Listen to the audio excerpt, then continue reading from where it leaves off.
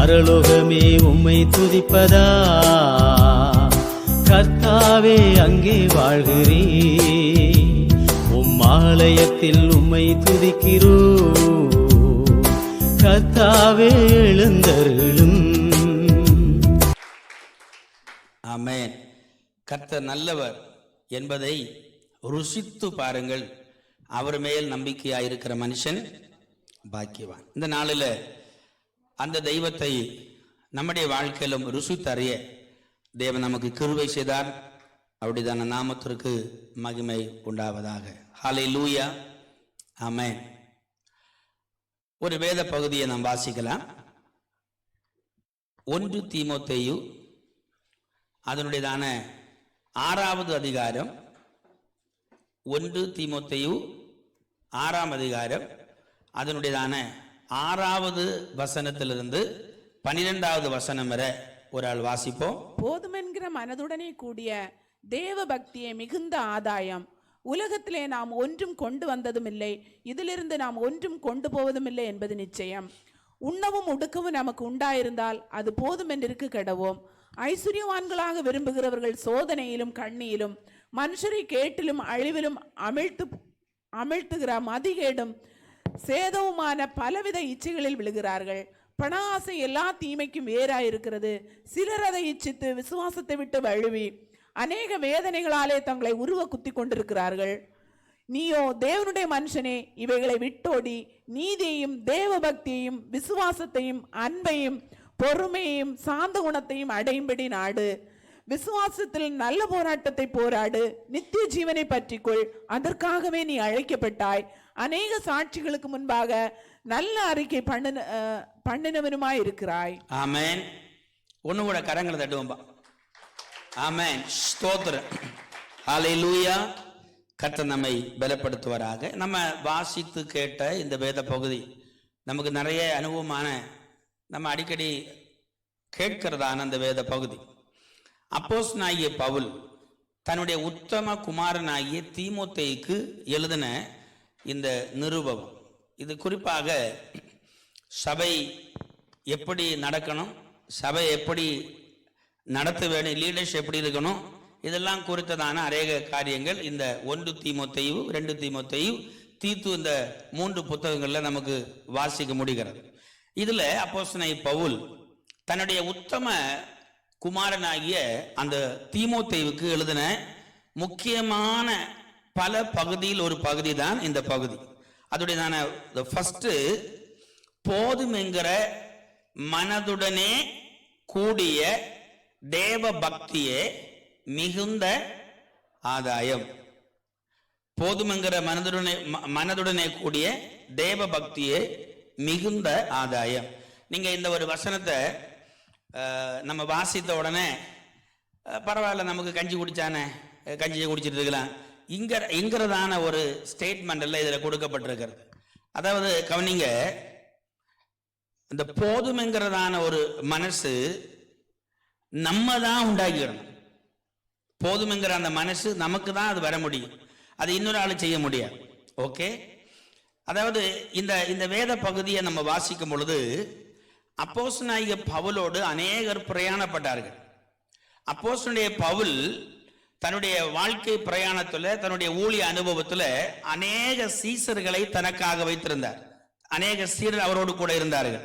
ஆனா இதெல்லாம் காலப்பழக்கத்துல வரும் பொழுது அநேகர் இந்த உலகத்தில் இருக்கிறதான இச்சைகளினால இழுக்கப்பட்டு பலர் தேவனை விட்டே பின்வாங்கி போனார்கள். சிலர் வேற லெவல்ல மாறிட்டாங்க. ஆனா இந்த தீமோத்தேயு கடைசியில இந்த அப்போஸ்தலனாகிய பவுலோடு கூட இருக்கிறார்.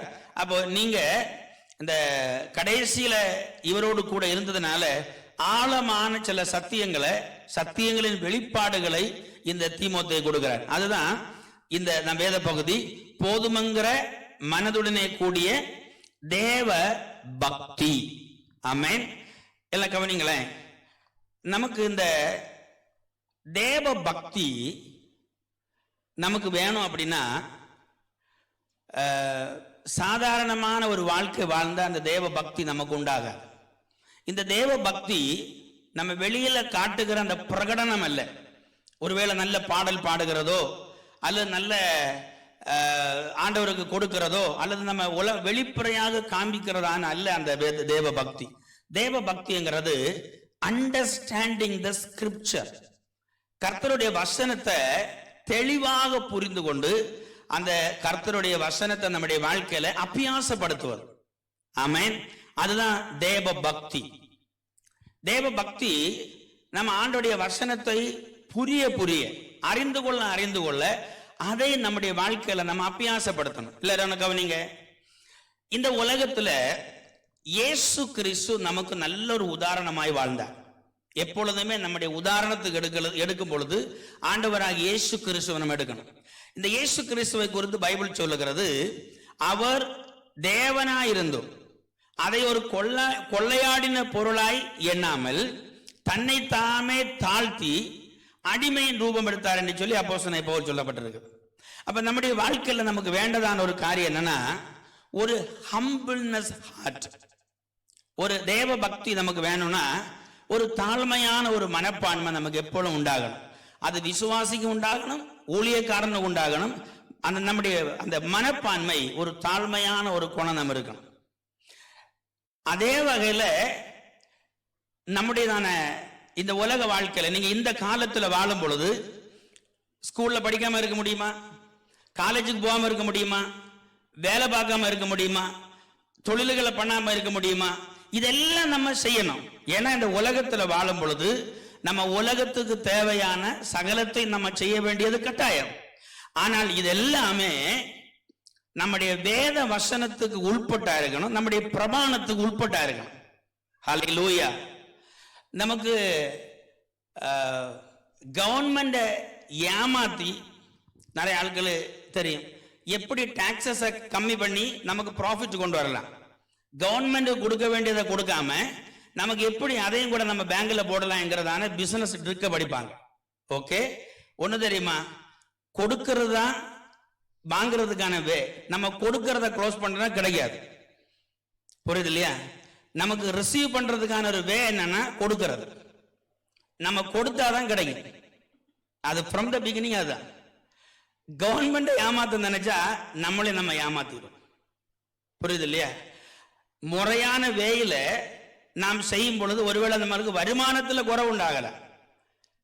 ஒரு இந்திய சிட்டிசனா இருக்கும் பொழுது அல்லது ஸ்ரீலங்காவில் இருக்கிற ஒரு சிட்டிசனா இருக்கும் பொழுது அந்த நாட்டோட சட்டத்தை நம்ம ஃபாலோ பண்ண வேண்டியது கட்டாயம். ஒரு விசுவாசியா இருக்கும் பொழுது, போனகன் பீப்புளா இருக்கும் பொழுது, ரட்சிக்கப்பட்ட தேவ பிள்ளைகளா இருக்கும் பொழுது நம்முடைய விசுவாசத்தின் அடிப்படையில நம்முடைய வேத வசனத்தின் அடிப்படையிலே வாழ்க்கை நடத்த வேண்டியதும் கட்டாயம். ஹல்லேலூயா. அதே வகையில் வளர்ந்து வருகிற உலகத்துல நாம் நம்முடையதான டேலண்ட நம்ம கொண்டு வரணும்னா அங்கேயும் காம்படிஷனோட செயல்பட வேண்டியதும் சரிதான், பொறாமை இல்லாத அளவில். அப்ப போதும்ங்கிற ஒரு மனதுன்னா பரவாயில்ல, எனக்கு 10 ரூபாய் சேலரி கிடைச்சா போதும் வாழ்றது அல்ல ஒரு வாழ்க்கை. அப்படி அல்ல. அதுதான் சில ஆட்கள் தவறாக புரிந்து கொள்வார்கள். இதுக்கு தான் நான் அடிக்கடி சொல்லுவேன், நம்முடைய வாழ்க்கைக்கு நீதிமொழிகளையும் பிரசங்கையும் அதிகமாக வாசிக்கணும். அப்போ நமக்கு நல்ல அறிவு உண்டாகும். ஆமென். ஒன்னு கரங்களை தட்டுங்க பார்க்கலாம். நல்ல நல்ல ஆமென். ஹல்லேலூயா. சரி, இனி அந்த 9வது வசனத்தை வாசிங்க. விரும்புகிறவர்கள் சோதனையிலும் கண்ணியிலும் மனுஷரை கேட்டிலும் அழிவிலும் அமிழ்த்துகிற மதிகேடும் சேதமுமான பலவித இச்சைகளிலும் விழுகிறார்கள். சரி, நான் என்ன கேக்குறேன், நம்மள எத்தனை பேரு ஐஸ்வர்யவான்களாக இருக்கிறோம், இல்ல இல்லாம இருக்கிறோம்? எத்தனை பேர் பாப்போம்? ஐஸ்வர்யவான்கள் யாரு? ஐயோ, யாரும் ஐஸ்வர்யவான்கள் இல்லையா? யாரும் இல்லையா? இதுதான் பைபிளை நல்லா வாடிக்கணும். நம்ம கிறிஸ்துவுக்குள்ள நம்மளை ஐஸ்வர்யவான வாழ்த்தி இருக்கிறார். நீங்க எல்லாரும் உலகத்தில் இருக்கிற ராஜாக்களை காட்டிலும் ஐஸ்வர்யம் உள்ளவர்கள். மகிமையின் நம்பிக்கையான கிறிஸ்து உங்களுக்குள் இருக்கிறது ஒரு பாக்கியம். உலகம் அறியாத ரட்சிப்புங்கிறதான அந்த ரட்சிப்பின் சந்தோஷம், சால்வேஷன் உங்களுக்குள் இருக்கிறது ஒரு பெரிய ஒரு பாக்கியம். இப்ப சொல்லுங்க, எத்தனை நம்ம ஐஸ்வர்யத்தில் இருக்கிறோம்? கரங்க வைத்து சொல்லுங்க பார்க்கலாம். எல்லாரும் ஐஸ்வர்யவான்கள் தான். நீங்க இதை உடனே உலக சிஸ்டத்துல பாத்திர கூடாது. நம்ம எல்லாரும் ஐஸ்வர்யவான்கள். நம்மளை நாம் ஐஸ்வர்யவானாய் மாறுவதற்கு அவர் தரித்திரரானார். நம்ம நினைக்கிறது போல உலக தரித்திரம் அல்ல. அவர் நம்ம எல்லா வகையிலும் ஐஸ்வர்யவான மாற்றி வச்சிருக்கிறார். நீங்க அதை புரியணும்.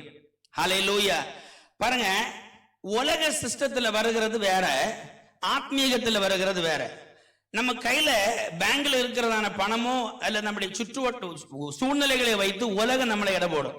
ஆனா உங்களுடைய ஐஸ்வர்யத்தை நீங்க தான் எடை போடணும். ஹல்லேலூயா. அதனாலதான் நம்ம யார் என்பதை நமக்கு தான் தெரியணும். மற்றவங்க நம்மளை என்னவும் சொல்லலாம். அதே வகையில இந்த பண ஆசை இல்லாதவர்களாய், அதாவது ஐஸ்வர்யவான்களாக விரும்புகிறவர்கள் சோதனையிலும் கண்ணியிலும் மனுஷரை கேட்டு அழிவிலும் அமிழ்த்துகிற மதிகேடிலும் சேதமான பலவித இச்சைகளிலும் விழுகிறார்கள். பண ஆசை, that is the main point. பண ஆசை எல்லா தீமைக்கும் வேறையா இருக்கு. நான் கேட்கிறேன், நமக்கு எதுக்கு பணம் தேவை?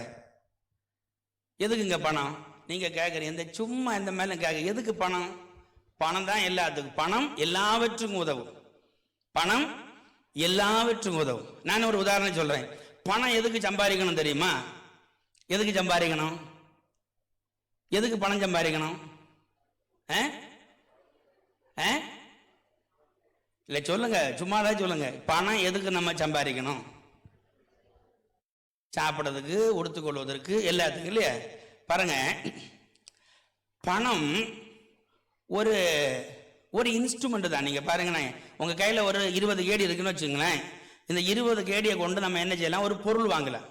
இங்க இருக்கிறதான பொருட்களை பண்டமாற்ற முறையில், அதாவது மக்களுக்கு கொடுத்து வாங்குவதற்கு, லகுவாக்கி கொள்வதற்கு வைத்திருக்கிற ஒரு சிஸ்டத்துக்கு பேரு தான் பணம். நீங்க என்னோட நல்ல அறிஞ்சவங்க இருக்கிறீங்க, அது பணம். பட் என்ன தெரியுமா, இத ஆசிக்க கூடாது. இந்த ஆசை என்ன தெரியுமா? மற்றவனை கொன்னாவது சம்பாதிச்சிருன்றதான பண ஆசை. இது ரொம்ப டேஞ்சர். அதனாலதான் கவனிங்க, நான் முதல்ல சொன்னேன், நம்ம எல்லாம் யாரு? ஐஸ்வர்யவான்கள். எப்படி? நம்மை கிறிஸ்துவுக்குள்ள ஐஸ்வர்யவனாய் மாற்றி வச்சிருக்கிறார். இந்த நாலேஜ் நமக்கு தெரியணும். we are எல்லாரும் blessed people தான். நம்ம யாரும் தரித்திரவான்கள் கிடையாது. இவன் இயேசு நமக்காக பலியானது உண்மையானால், அவர் நமக்காக மரித்து அடக்கம் பண்ணப்பட்டு உயிர் தெழுந்தது உண்மையானால், நம்முடைய தரித்திரத்தை எல்லாம் அவர் மாற்றி நம்மை ஐஸ்வர்யவனாய் மாற்றி வச்சிருக்கிறார். ஹல்லேலூயா. அதை நம்ம அக்சஸ் பண்ணணும், நம்ம அதை பெற்றுக்கொள்ளணும். இயேசுவுக்கு நாமத்துல வசனத்தை புரிந்து நம்முடைய வாழ்க்கையில் நம்ம அனுபவிக்கணும். ஆனா இங்க சொல்லப்பட்டதான பண ஆசை என்ன தெரியுமா? இது உலக சிஸ்டம். நான் கேட்கிறேன், இப்ப நம்ம காசு நம்ம சம்பாதிக்கிறோம் இல்லையா?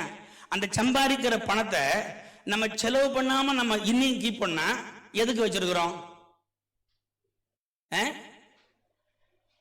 எதுக்கு வச்சிருக்கிறோம்? எதிர்காலத்துக்கு. எத்தனை இப்ப நமக்கு இன்னைக்கு வயசை கணக்கு பாருங்க, பார்த்துட்டு இனி எத்தனை காலம் இருக்குன்னு பாருங்க. அப்ப நம்ம இன்னைக்கு அதை அனுபவிக்கலன்னா இனி யாருக்கு? சரி, நம்ம சொல்றோம் பிள்ளைகளுக்குன்னு. நம்மளை விட 2 மடங்கு அறிவாளியா இருக்கிறாங்க பிள்ளைங்க. அப்ப அவங்க என்ன செய்யணும்? சம்பாத்தியம் பண்ணணுமா வேண்டாமா? பண்ணணும். அப்ப அவங்களும் இன்னியும் கூட்டி வைக்கணும், சேர்த்து வைக்கணும். நான் சொல்ல வந்த காரியம்ன்றது, பண ஆசை இல்லாம போதுமென்கிற மனதுடனே கூடிய தேவ பக்தி உண்டாகணும். அது உண்டாகிறதுக்கு மெயின் காரியம் நம்ம கர்த்தருடைய வசனத்துல இருக்கிறத நம்ம அது போல புரியணும். அதுக்கு அர்த்தம் என்னன்னா, நான் உன்னை விட்டு விலகுவதும் இல்லை, உன்னை கைவிடுவதும் இல்லை என்று சொல்லி இருக்கிறார் என்ற அந்த வசனத்தை, ஆண்டவர் என்னோடு கூட இருக்கிறார், அவர் எனக்காக யாவையும் செய்வார். அதே வகையில நான் இன்றைக்கு வாழுகிற இந்த சமகாலத்தில் வாழுகிற என்னுடைய வாழ்க்கை உலகத்தில் இருக்கிறதான சிஸ்டத்துக்கு ஒத்தவன என்ன வாழ்க்கையை மாத்திக்கிடணும். ஆனா எப்படி? பண ஆசை இல்லாம. ஆமென். அப்ப நம்ம என்ன செய்வோம்? தேவையானதுக்கு செலவழிப்போம், தேவையானவங்களுக்கு கொடுப்போம், எல்லா சிஸ்டத்தையும் முறையா செய்வோம். இப்ப நம்ம ஆண்டோடைய வசனத்தின்படி நம்ம செய்யறதுக்கு வரலன்னா என்ன அர்த்தம்? ஆட்டோமேட்டிக்காக நமக்கு பண ஆசை இருக்குதுன்னு அர்த்தம். ஆமென். சரி, இனி அதனுடையதான 10வது வசனத்தை வாசிங்க பார்க்கலாம். பண ஆசை எல்லா தீமைக்கும் வேறா இருக்கிறது. சிலர் அதை இச்சித்து விசுவாசத்தை விட்டு வழுவி அநேக வேதனைகளாலே தங்களை உருவ குத்தி கொள்ளுகிறார்கள். இதுதான் இம்பார்ட்டன்ட். நீங்க என்னவும் இருக்கலாங்க, உங்க விசுவாசம் கிறிஸ்துவின் மேல் இருக்கிற அந்த விசுவாசத்தை நழுவ தக்க விதமாக, கிறிஸ்துவின் மேல் இருக்கிற விசுவாசத்தை எடுத்து போட்டு உலகத்துக்கு மேல, உலகத்தின் இச்சைகளுக்கு மேல, உலகத்தின் ஆசாபாசங்களுக்கு மேல நம்முடைய விசுவாசம், நம்முடைய நம்பிக்கை, நான் உழைச்சாதான் எனக்கு கிடைக்கும், நான் இப்படி ஏமாத்தனா எனக்கு 10 காசு சம்பாதிக்க முடியும், நான் அப்படியெல்லாம் போனாதான் எந்த எண்ணம் நமக்கு வருதுன்னா நம்ம பண ஆசையில இருக்கிறோம், நம்ம விழுந்துட்டோம்னு அர்த்தம். ஹல்லேலூயா. மாறாக என்னுடைய உழைப்பு நீதியானது, என்னுடைய உழைப்பு உத்தமமானது, நான் செய்கிற தொழில் உண்மையானது, அதுல அக்கார்டிங் த லா நான் செய்கிறேன். கர்த்தருக்கு முன்பதாகவும் ராஜாக்களுக்கு முன்பதாகவும் நம்ம நீதியாக நம்ம செய்யறோம்னா நமக்கு பண ஆசை வராது. ஹல்லேலூயா. ஆமென். இது யாருக்கு எழுதுறது தெரியுமா? உத்தம குமாரனாகிய தீமோத்தேயுக்கு எழுதுறது. ஏன்னா இந்த அப்போஸ்தலனாகிய பவுல் தான மரண தருவாயில் எழுதுகிறதான இந்த கடிதம். அப்ப என்னன்னா, தன்னுடைய வாழ்க்கையில் அவர் பார்க்கும் பொழுது கடந்த காலத்தில் அநேகர் இந்த பண ஆசையில, உலகத்தின் பொருள்ல அவர்கள் இழுத்து என்ன ஆயிட்டாங்கன்னா சின்ன பின்னம் ஆயிட்டாங்க. விசுவாசம் போச்சுது, ஆத்மீகம் உடைஞ்சு போனது, குடும்பங்கள் போனது, ஆரோக்கியம் போனது, சம்பாதிக்கிறாங்க, இது எங்க வைக்கணும்னு தெரியல, எங்க போறோம்னு தெரியல, பிள்ளைங்களை ரொம்ப ஹை பாயா நடத்துறாங்க, பிள்ளைங்க கர்த்தருக்கு ஏற்ற நடத்தையில இல்ல, பக்தி இல்ல, வெளியே போயிடுறாங்க. இவங்க விசுவாசம் போச்சு, தலைமுறை விசுவாசங்களும் மாறி போகுது. அல்லேலூயா. இதை தெளிவாய் கண்ட அப்போஸ்தலனாகிய பவுல் தான் தீமோத்தேயுவே, நீ இதுல எப்படி இருக்கணும்? ரொம்ப ஜாக்கிரதையா இருக்கணும். 11 வாசிங்க பார்க்கலாம். நீயோ தேவனுடைய மனுஷனே, இவைகளை விட்டோடி நீதியையும் தேவபக்தியையும் விசுவாசத்தையும் அன்பையும் பொறுமையும் சாந்த குணத்தையும் அடையும்படி நாடு. சரி, அப்ப நம்ம என்ன நாடணும் தெரியுமா? அதாவது நீதி. சொல்லுங்க பார்க்கலாம், என்னது நீதி? நீதி என்ன? இவர் நம்மளை எப்படியும் உடக்கு எப்படியாவது லாக் பண்றான்னு பாக்குறீங்களா? ஒருவன் உங்களை ஒரு கன்னத்தில் அறைந்தா மறு கன்னத்தை, அதுக்கு 3வது களத்தை குத்தி கீழே போடணும். அப்படிதானே? அப்படிதானே? செஞ்சு பாரு, ஒன்னோட அப்படி இல்லைன்னா தூக்கி போட்டுரு. அப்படி இல்லைங்க. நீதியின் நிமித்தம் துன்பப்படுகிற பாக்கியவான்கள் தேவனுடைய ராஜ்யம். நம்ம நீதியான காரியத்துக்கு, நம்ம ஒரு காரியத்தை கேள்விப்படும் பொழுது அல்லது ஒரு காரியத்தை செய்யும் பொழுது அதுல என்ன நீதி இருக்கு நம்ம பார்க்கணும். நான் இது கொடுக்கறது, நான் வாங்குறது, நான் செய்கிறது, நான் பேசுகிறது, நான் பழக்கப்படுகிறது, நான் இன்னைக்கு இது செஞ்சா நாளை என்ன நடக்கும், அது யாரை பாதிக்கப்படும், இதெல்லாம் நம்ம அதை கலந்து வாசிக்கணும். அதான் நீதி, ரைச்சஸ் திங். நம்ம இல்ல அது சரிதானே அப்படின்னு சொல்லியாச்சுன்னா அது அநீதியாய் மாறிவிடும். அப்ப நீதியை பார்க்கணும். அடுத்து என்ன தெரியுமா? தேவ பக்தி. அதான் முதல்ல பார்த்தோம்.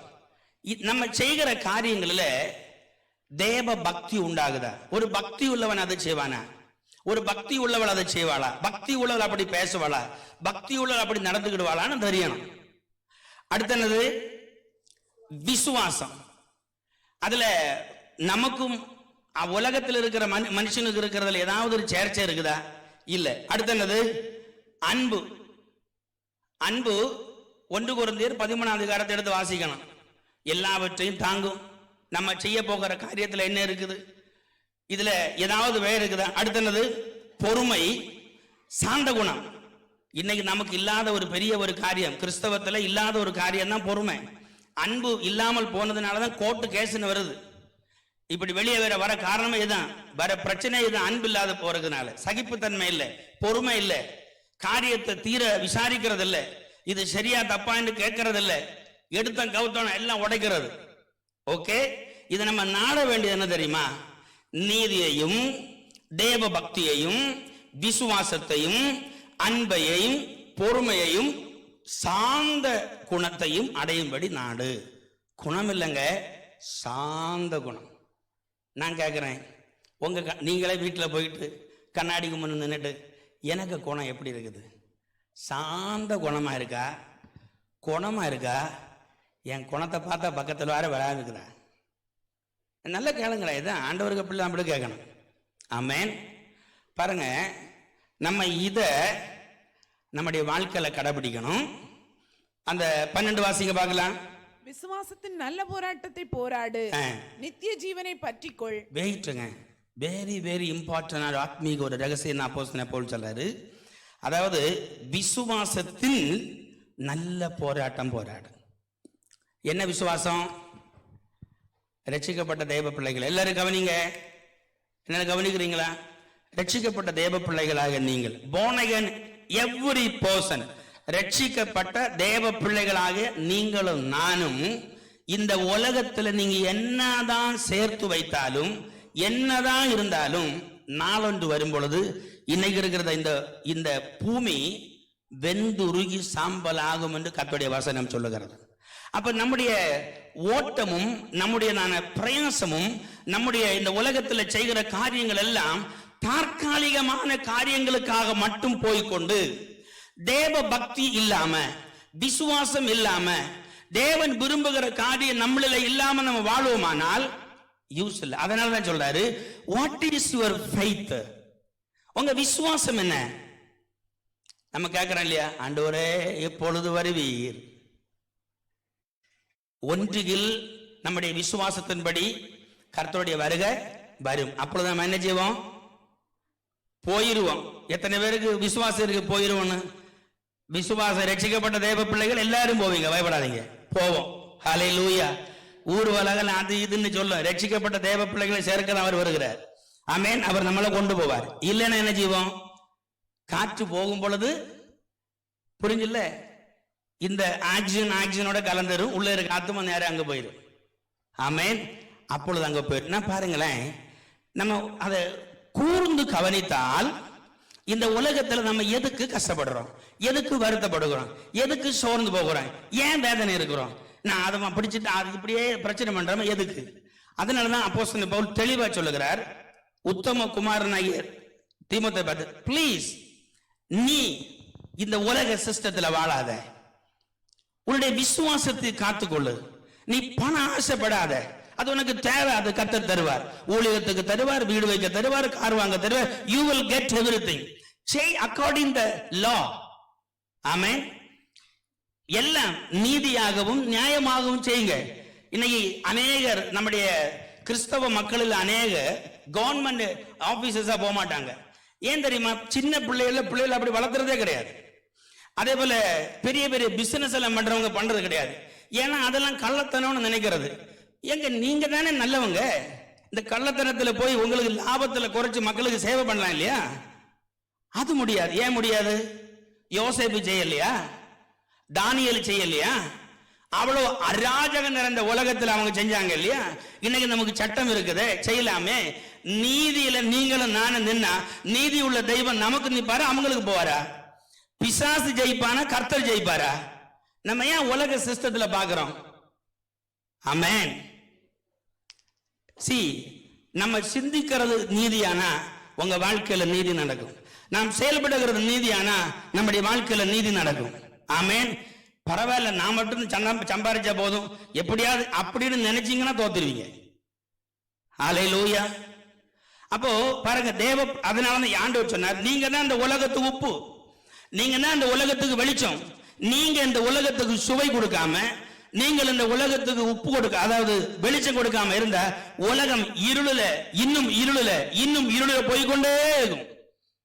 ஹல்லேலூயா.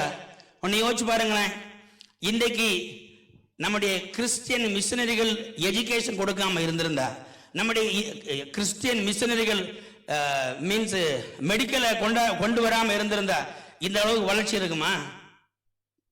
அவர்கள் பட்டதான பிரயாசம் எல்லாம் சுவிசேஷத்திற்காக அல்ல, அந்த சுவிசேஷம் அதிலோடாக வளர்ந்தது, மக்களுக்கு நன்மைக்காக செய்தார்கள்.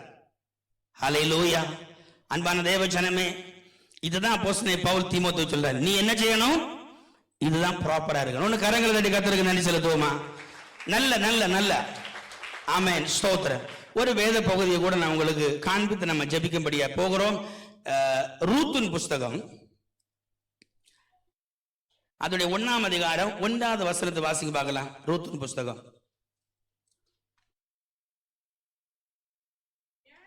நியாயம் விசாரித்து வரும் நாட்களில் தேசத்திலே பஞ்சம் உண்டாயிற்று.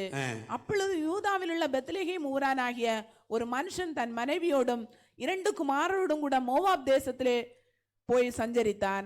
அந்த மனுஷனுடைய பேர் எலிமலேக்கு, அவன் மனைவியின் பேர் நகோமி, அவனுடைய 2 குமாரில் ஒருவன் பேர் மக்லோன், மற்றொருவன் பேர் கிலியோன். யூதாவில் உள்ள பெத்லகேம் ஊராராகிய எப்ராத்தியராகிய அவர்கள் மோவாப் தேசத்திற்கு போய் அங்கே இருந்து விட்டார்கள். நகோமியின் புருஷனாகிய எலிமலேக்கு இறந்து போனான். அவளும் அவளுடைய 2 குமாரரும் மாத்திரம் இருந்தார்கள். இவர்கள் மோவாபியரில் பெண் கொண்டார்கள். அவர்களில் ஒருத்தி பேர் ஓர்பாள், மற்றவள் பேர் ரூத். அங்கே ஏறக்குறைய 10 வருஷம் வாசம் பண்ணினார்கள். பின்பு மக்லோன் கிலியோன் என்னும் அவர்கள் இருவரும் இறந்து போனார்கள். அந்த ஸ்திரீ தன் குமாரர் இருவரையும் தன் புருஷனையும் இழந்து தனித்தவளானாள். கர்த்தர் தம்முடைய ஜனங்களை சந்தித்து அவர்களுக்கு ஆகாரம் அருளினார் என்று அவள் மோவாப் தேசத்திலே கேள்விப்பட்டு தன் மருமக்களோட கூட மோவாப் தேசத்திலிருந்து திரும்பி வரும்படி எழுந்து தன் 2 மருமக்களோடும் கூட தான் இருந்த ஸ்தலத்தை விட்டு புறப்பட்டாள். யூதா தேசத்துக்கு திரும்பி போக அவர்கள் வழி நடக்கையில் நகோமி தன் 2 மருமக்களையும் நோக்கி, நீங்கள் இருவரும் உங்கள் தாய் வீட்டுக்கு திரும்பி போங்கள். மரித்து போனவர்களுக்கும் எனக்கும் தயை செய்தது போல கர்த்தர் உங்களுக்கு தயை செய்வாராக. கர்த்தர் உங்கள் இருவருக்கும் வாய்க்கும் புருஷனுடைய வீட்டிலே நீங்கள் சுகமாய் வாழ்ந்திருக்க செய்வாராக என்று சொல்லி அவர்களை முத்தமிட்டாள். அப்பொழுது அவர்கள் போதும். நீங்க அந்த ஸ்டோரியை ஒரு நல்ல ஸ்டோரி, ஓகே, பைபிள்ல படிக்கணும். 4 அதிகாரம் உண்டு. தீமோத்தேயுக்கு எழுதின 6ஆம் அதிகாரத்தில் அந்த ஒரு அதிகாரமும், இந்த ரூத்தின் சரித்திரத்தில் இருக்கிற அந்த 4 அதிகாரமும், ஒரு 5 அதிகாரத்தை நீங்க படிங்க. ஆவியானவர் நிறைய காரியங்களை கற்றுக் கொடுப்பார். நமக்கு டைமும் குறைவா இருக்குதானே, இந்த காரியம் நமக்கு தெரியல. எல்லாரும் கவனிங்க. அதாவது இன்றைக்கு நம்ம இருக்கிற ஒரு உலகம், இன்னைக்கு ஒரு ட்ரெண்ட் என்ன தெரியுமா, ஒரு மைக்ரேன் பண்ணுகிற ஒரு உலகம். என்ன, இருக்கிற இடத்துல இருந்து அடுத்த நாடுகளுக்கு பிரயாணப்படுகிறதான ஒரு உலகத்துல நீங்கள் இருக்கிறீங்க. எனக்கு நிறைய ஆட்களை தெரியும், நான் கேள்விப்பட்டிருக்கிறேன். ஈவன் நம்முடைய இந்தியாவில் கோடிக்கணக்கு ஆஸ்தி அவர்களுக்கு பேரில் உண்டு. அவங்க அப்பா அம்மா அவங்களுடைய தலைமுறைகளாக சம்பாத்தியம் பண்ணி போட்டிருக்கிற பணம் கோடிக்கணக்கு ஆஸ்தி இருக்குது. ஓகே, இதையெல்லாம் விட்டுட்டு அவங்க UK, USA, கனடா, ஆஸ்திரேலியா போன்ற இடங்களுக்கு போகிறாங்க. நான் இதுக்கு ஒன்றும் எதிரில்லை. பூமியும் அதன் நிறைவும் கர்த்தருடையது. ஹல்லேலூயா. நீங்க இந்த பூமியில எங்க போனாலும் God will bless you, that is belong to you. ஆனா ஒரு காரியம் புரியணும், born again people, அதான் எனக்கு important. Every born again people ஒரு நாளும் மற்றவங்க மாடலை அக்ரி பண்ண போக கூடாது. If you want, you will have it. அது உங்களுக்கு தேவைன்னா அது உங்களுக்கு இருக்குது, அது உங்களுக்கு தேவையான்னு பார்க்கணும். ஹல்லேலூயா. எத்தனை பேருக்கு போர் அடிக்குது? உள்ளர ஒன்று கரங்களை தட்டி கர்த்தருக்கு நன்றி செலுத்துவோமா? நல்ல நல்ல நல்ல ஆமென். ஹல்லேலூயா. பாருங்க, தீமோத்தேயுவுக்கு அப்போஸ்தலன் பவுல் எழுதும்போது சொல்றார், தீமோத்தேயு, you are so precious. நீ மற்ற ஆட்களை போல அல்ல, நீ கொஞ்சம் டிஃப்ரெண்ட் ஆனவன், நீ உத்தம. நீ தீமோத்தேயு குறித்து படிச்சாச்சுன்னா, இந்த தீமோத்தேயு இருந்த ஃபெய்த் எப்படி வந்து தெரியுமா?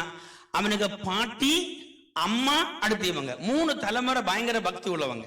அப்போ நீங்க விசுவாசத்துல நான் உங்களுக்கு சொல்லி இருக்கிற அந்த காஸ்பல் தெய்வம் நமக்கு தந்திருக்கிறதுல உண்மையா இருக்கணும். அதான் நம்முடைய வே. ஏன்னா நம்முடைய ஃபெய்த் என்ன தெரியுமா? இந்த உலகத்துல இந்த பாபேல் கோபுரத்தை கட்டினது மாதிரி கட்டி இந்த உலகத்துல வாழுகிறது அல்ல. ஆண்டவராக இயேசு கிறிஸ்துடைய வருகைக்கு நாம் போவதற்கு ரெடியா இருக்கணும். ஒன்னையில் அவருடைய வருகை அல்லது மரணம், அவர் அங்க போகணும், அதுக்கு தான் இருக்கணும். இல்லைன்னா பண ஆசை ஆகி உலகத்தில் உள்ள பிரச்சனைகளுக்கெல்லாம் நம்ம என்ன ஆயிடுவோம்? சிலர் இதை இச்சித்து விசுவாசத்தை விட்டு போயிடுவாங்க. என்ன போட அவன் இயேசு எல்லாம் சொல்றது என்ன காரியம், இதெல்லாம் சும்மா சொல்ற லெவலில் பிசாசு கொண்டு விட்டுருவான். பயங்கர பிரசங்கம் பண்ணவங்களா இருப்பாங்க, குடும்பத்துல பயங்கரமா தெய்வத்துக்காக சேவை பண்ண இருப்பாங்க. லாஸ்ட்ல இதெல்லாம் தெய்வமே இல்லைன்னு சொல்லுகிற உலகத்தில் வருவதற்கு இருக்கும். அப்படி வந்தா நம்ம இதெல்லாம் சம்பாதிச்சு என்ன காரியம்? ஆமென். அதை நம்ம கேர்ஃபுல். நீங்க இந்த வேத பகுதியை நம்ம படித்தா, அதாவது நியாயாதிபதிகள் நியாயம் விசாரித்து வரும் நாட்களில், நீங்க இந்த நியாயாதி புஸ்தகத்தை பார்த்தீங்கன்னு வச்சுங்களா, எல்லாரும் என்ன கவனிக்கிறீங்களா? கிட்டத்தட்ட இன்னைக்கு இருக்கிற கிறிஸ்தவ உலகம்னா அன்னைக்குள்ள உலகம். தடி எடுத்த மேல என்னது? தடி எடுத்த மேல பேட்மேன் இல்லை, அப்படி வச்சுக்கோமே. இப்போ கிரிக்கெட்ல பெரிய பெரிய ஆளுக்கு பேரெல்லாம் எனக்கு வரமாட்டேங்குது. அவர் 6 அடிச்சா நமக்கு 6 அடிக்க முடியுமா? அவன் போடுற அந்த பாலை நமக்கு தடுக்க கூட முடியாது, ஸ்டெம்பு 3 போயிடும். அப்போ மற்றவங்களை போல நமக்கு என்ன செய்ய முடியாது? இருக்க முடியாது. ஏன்னா நம்ம டிஃப்ரெண்ட்டுங்க. அப்படிதான் ஆண்டு வச்சிருக்கிறாரு. இந்த நியாயாதிபதியுடைய காலத்துல ஒரு ஃபேமிலி எங்க போறாங்க தெரியுமா? அதாவது இஸ்ரவேல் தேசம் இது ரொம்ப கஷ்டப்பட்டு இவ்வளவு சம்பாத்தி வச்சிருக்கு, சிம்பிள் கிடையாதுங்க. இஸ்ரவேலுக்கு இந்த மக்களுக்கு கொடுத்திருக்க தேசம் 430 வருஷமாக ஆண்டவர் இவர்களை ப்ரிப்பேர் பண்ணி இந்த கானான் தேசத்துல கொண்டு வச்சிருக்குது. இவங்க அங்க போன பிற்பாடு தெய்வத்தை உண்மையா சேவிக்காம அந்நிய தெய்வத்தை வழிபட்டதுனால அங்க 40 வருஷம் ஒருத்தர் வருவான், 20 வருஷம் இன்னொருத்தவர் வருவான், இப்படி எல்லா பிரச்சனையும் பிரச்சனை. அதனால ஆண்டவர் தேசத்தின் மேல பஞ்சத்தை கொண்டு வந்தார். ஆமென். நம்ம தான் ஒண்ணு நினைச்சிட்டோமே, ஓ இன்னி இங்க இருந்துட்டு காரியம் ஒண்ணும் கிடையாது. சில ஆட்கள் என்ன பேசுவாங்க, ஓ இன்னி ஒரு 2000 கோடி சேலரி வாங்குறாங்க, இங்க ஒன்றும் இல்லையா. 200 கோடி வாங்குறவன் சூப்பராக சந்தோஷமா ஜீவிக்கிறான். 2000 கோடி வாங்குறவன் சொல்ல ஒன்றும் இல்லை, 200 கோடி வாங்குறவன் ஈவன் ஃபேமிலியா இருந்து வாழ்ந்து போறாங்க. அப்ப அவங்க சொல்றது சரியா? நான் முதல்ல சொன்னேன், அதுக்கு நான் எதிரில்லை. ஆனால் born again people, we are the born again people, we have to think about that. நம்முடைய வாழ்க்கையை 100% அலசி ஆராயணும். நம்ம மட்டும் அல்ல, நாமும் நமக்கு அடுத்த ஜெனரேஷனும் தெய்வத்தை சேவிக்கணும், அவர்களும் தேவ ராஜ்யத்தில் வரணும். பூமியிலுடைய வாழ்க்கையோட வாழ்ந்து நமக்கு முடிக்கிறது வந்தது அல்ல. ஆமென். சகல மனுஷனை நியாய்ந்து இருக்கும் பொழுது நம்முடைய பிள்ளைகள், நம்முடைய பேர பிள்ளைகள் எல்லாம் அந்நிய தெய்வத்தை வழிபட்டாங்கன்னு சொல்லி போயிடக்கூடாது. அதனாலதான் தலைமுறையா நம்ம கர்த்தரை சேவிக்கிறவர்களாய் மாறணும். நம்முடைய விசுவாசத்தை அவர்கள் அக்ரி பண்ணணும். அவர்களுக்கு அந்த விசுவாசத்துல வலுவதற்கு அவங்களை நிறைய எம்பசைஸ் பண்ணணும். அவங்களை அடிச்சாவது திருத்தணும். நம்ம அதுக்கு மாடலா இருக்கணும்.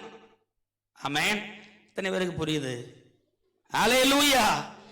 இவ்வளவு விலை கொடுத்து தியாகம் செய்து வாக்குத்தத்தம் கொடுத்து வாங்கின தேசத்திலிருந்து இவர்கள் என்ன பண்ணாங்க தெரியுமா? மோவாப் தேசத்துக்கு வந்தாங்க. எங்க வந்தனும்? இந்த மோவாப் தேசம் அவங்களுக்கு உரியதே அல்ல, அது ஈசாக்கு சந்ததிகள் அவங்களுக்கு உள்ளது. ஓகே, அங்க போனாங்க. அங்க போனதுனால அல்ல, அங்க போய் இவங்க வாழ்க்கை நல்லா இருந்தா, நான் சொல்றேன், நான் சொல்லல, பைபிள் சொல்லுது, எவ்ரி born again people, ரட்சிக்கப்பட்ட தேவ பிள்ளைகள் ஒரு ஸ்டெப் எடுத்து மாத்தினா 100 வாட்டி யோசிக்கணும். ஒரு காரியத்துல நம்ம போகும் பொழுது அதுக்கு ஒரு ரொம்ப தெளிவா ஸ்டடி பண்ணணும். யாராவது சொல்றதை கேட்டு நம்ம செஞ்சிடக்கூடாது. வெரி கேர்ஃபுல்லா கர்த்தர் அதை கைட் பண்றாரா, 100% விசுவாசித்து செயல்படுங்க, கர்த்தர் வாய்க்க செய்வார். நான் அங்க போகவா, நான் இங்க போகவா, நான் அதை செய்யவா, நான் இதை செய்வேன், அப்படி சிந்திக்காதீங்க. இருமனம் உள்ளவன் தன் வழிகளில் எல்லாம் நிலையற்றவன்.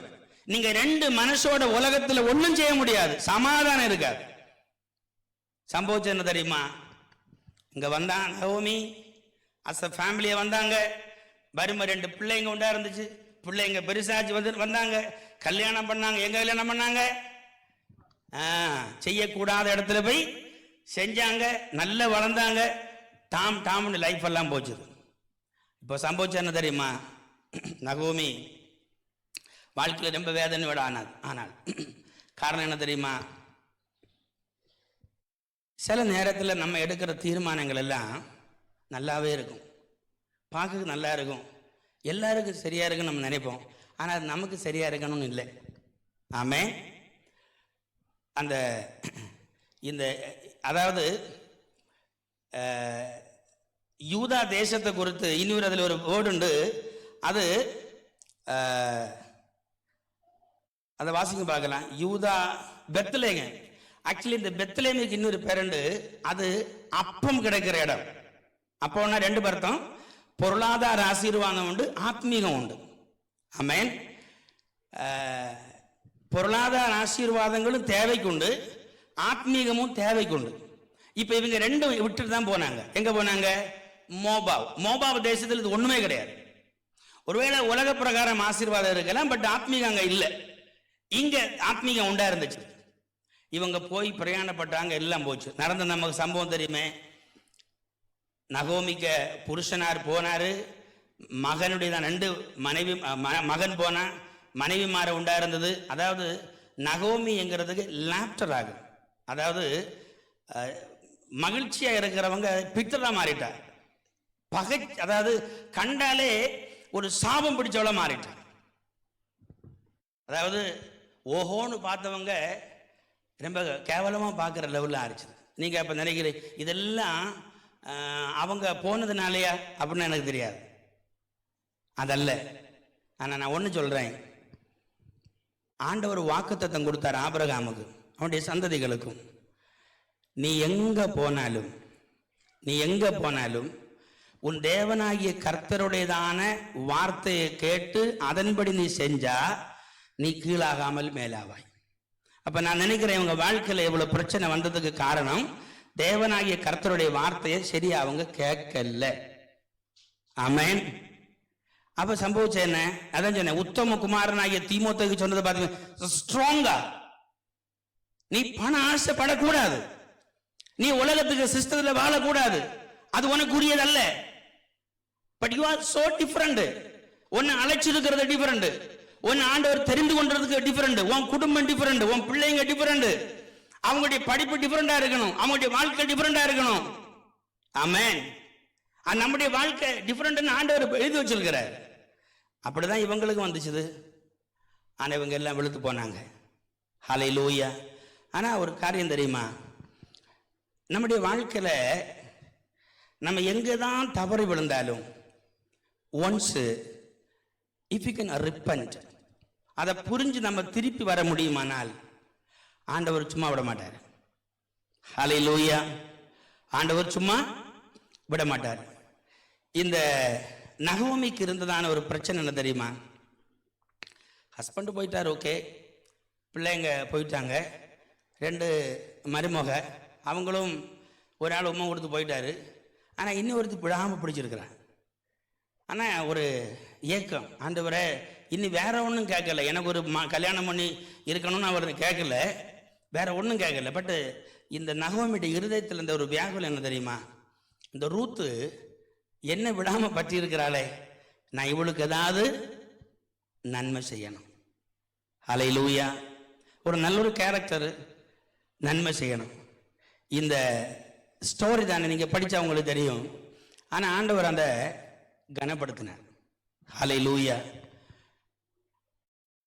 நம்ம எந்த இடத்துல அல்லது எந்த சூழ்நிலையில மனிதர்களால் நம்ம வெறுத்து ஒதுக்கப்படுகிறோமோ காரணம் இல்லாம, ஓகே, காரணம் இல்லாம நம்ம எங்க வெறுத்து ஒதுக்கப்படுகிறோமோ அந்த இடத்துல தெய்வம், நீங்க வேதத்தில் ஒரு வசனம் உண்டு, அதாவது ஜெனசிஸ்ல ஆதி ஆகமத்தில் வரும். யோசேப்பு ஒரு ஸ்டேட்மெண்ட் சொல்லுவார். யோசேப்பு இவங்க எல்லாம் வந்து என்ன கேட்குறாங்க, யோசேப்பு வளர்ந்துட்டான்ல, ஒரு காலத்தை தூக்கி குண்டுல போட்டுட்டான், இப்போ வந்து வாஸ்தவிக்கிறாங்க, எங்கள் அப்பா சொல்லியிருக்கிறாரு நீ என்ன பாதுகாக்கணும் அப்படின்ட்டு. அப்போ நீங்கள் என்ன, அது எடுங்க பார்க்கல, வாசிச்சா நல்லா இருக்கு. ஆதியாகமம் 50ஆம் அதிகாரம்.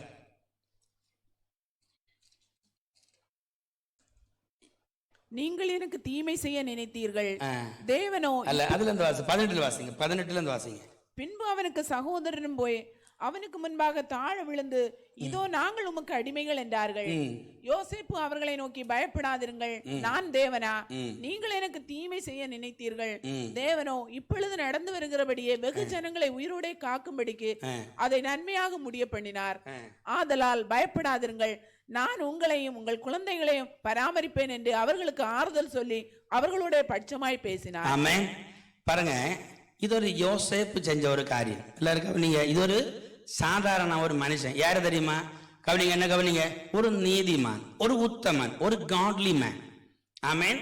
ஒரு தேவ பக்தி நிறைந்தவன், பழி வாங்க போவல. யாரு, தேவ பக்தி நிறைந்தவன், கிடைச்சவனை போட்டு எல்லாம் கொண்டு எடுத்துருக்கிறாரு. பட் அவன் அதெல்லாம் செய்யல. நீங்களோ எனக்கு தீமை செஞ்சீர்கள், தேவனோ அதை நன்மையாக மாற்றினார். தீமையை நன்மையா மாற்றுகிறது நம்முடைய ஆண்டவருக்கு மட்டும்தான் உண்டு. ஹல்லேலூயா, ஹல்லேலூயா. நான் நினைக்கிறேன் இந்த பாகக்காய் மரத்தை, அந்த செடியை, அது வந்து திராட்சை செடியை கத்தருக்கு மாற்ற முடியும். நீங்க உடனே நினைச்சிட என்ன கலப்ப உபதேசம், அப்படி கிடையாது. கசப்ப மதுரமாக அவருக்கு தான் மாற்ற முடியும். எத்தனை பேருக்கு புரியுது? கசப்ப மதுரமாய் அவருக்கு தான் மாற்ற முடியும். அதுதான் நகோமிக வாழ்க்கையில நடந்துச்சு. அவளுக்கு லாஸ்ட் ஒரு காரியம் என்ன தெரியுமா, தீர்மானத்தை புருஷனாரு. இதெல்லாம் வாழ்க்கையில் வந்துச்சுது. ஆனால் ஒரு காரியம், தன்னுடைய மருமகளுக்காக உண்மையாக இஸ்ரவேல் தேவனிடத்தில் ஜெபம் பண்றா. நடந்தது என்ன தெரியுமா? அங்கிருந்துதான பெரிய செல்வந்தன், அவங்க குடும்பக்காரன் தான் இந்த போவாஸ்ங்கிறதான ஒரு நபர் ரூத்தை திருமணம் செய்து கொள்ளுகிறாள். அதாவது அவங்களுடையதான துக்கம் சந்தோஷமாய் மாறுகிறது. அது மட்டுமல்ல, எப்படி இந்த யோசேப்பு அங்க கனப்படுத்தப்பட்டானோ அதுபோல இந்த போவாசுக்கு குடும்பத்தில் இந்த ரூத்து போனதுனால இந்த மோபாவிய கேரக்டர் மாறுச்சு. இப்ப அவ இஸ்ரேலுடைய மகளாய் மாறினா. எப்படி? தாமாரை போல, ராகேல போல இவ மாறிட்டா. மாறிட்டது மட்டுமல்ல, இந்த சந்ததி இன்றைக்கு இயேசுவை இரட்சகராக கொண்டு வந்த சந்ததி போல மாறுச்சு. ஹல்லேலூயா. ஒன்னு கரங்களை தட்டி கர்த்தருக்கு நன்றி செலுத்துவோமா? ஹல்லேலூயா, ஹல்லேலூயா. அன்பான தேவஜனமே, ஒருவேளை நம்ம எடுக்கிற தீர்மானம் ராங்கா கூட இருக்கலாம். ஆனா if you can understand the reality, நமக்கு அந்த காரியத்தை புரிய முடியுமானா, தெய்வ சமூகத்துல கொண்டு வர முடியுமானா, அவர் அதை சேஞ்ச் பண்ணுவார். ஹல்லேலூயா. அப்பம் ஜனங்களுக்கு கிடைக்குது என்று, அதாவது அது ஃப்ளோரிஷ் ஆகுதுங்கிறத கேட்ட உடனே தன் தேசத்துக்கு போக புறப்பட்டால், திரும்பி போனால் சொந்த தேசத்துல வாக்குத்தத்தமான தேசத்துல போன பொழுதோ தெய்வம் ஆசீர்வாதத்தை கொடுத்தார். ஹல்லேலூயா. என்ன கேட்கிற அன்பான தேவ பிள்ளைகளே, உலகம் எல்லாம் மாயை, மாயான ஒரு உலகத்துல நீங்களும் நானும் வாழ்கிறோம். நம்முடைய விசுவாசத்திற்காக நல்ல போராட்டம் போராடி, நம்முடைய விசுவாசத்தை காத்துக்கொண்டு, நம்முடைய பக்தியை உண்மையாக காமித்து, இந்த உலகத்துல மற்றவங்க போறது போல நம்ம வாழ நினைக்கிறாங்க. உங்களுக்கு எல்லாம் இந்த உலகத்துல உண்டு. நமக்கு உணவு தருகிறார், உடை தருகிறார், உறைவிடம் தருகிறார், சுகம் தருகிறார், பலன் தருகிறார், நாளைகளை கவனிக்கிறது எல்லாம் கர்த்தர் பாருகிறார். அது சூப்பரா கர்த்தர் நடத்துவார். ஆனா காம்படிஷனுக்கு போயிடாதீங்க அவங்கள போல. நோ, நீங்களாவே வளருங்க, நானாவே வளரட்டும். ஹல்லேலூயா. இந்த உலகத்தில் நான் சிறந்தவன். நம்ம எல்லாரும் ஒரு ஸ்பெஷல் கேரக்டர். ஆனா கர்த்தர் நம்மை பலப்படுத்துகிறார். எல்லாரும் எழுப்பி நிற்போமா? ஹல்லேலூயா, ஹல்லேலூயா. எல்லாரும் வாய்களை திறந்து ஒரு வார்த்தை ஜெபிங்க. ஹல்லேலூயா.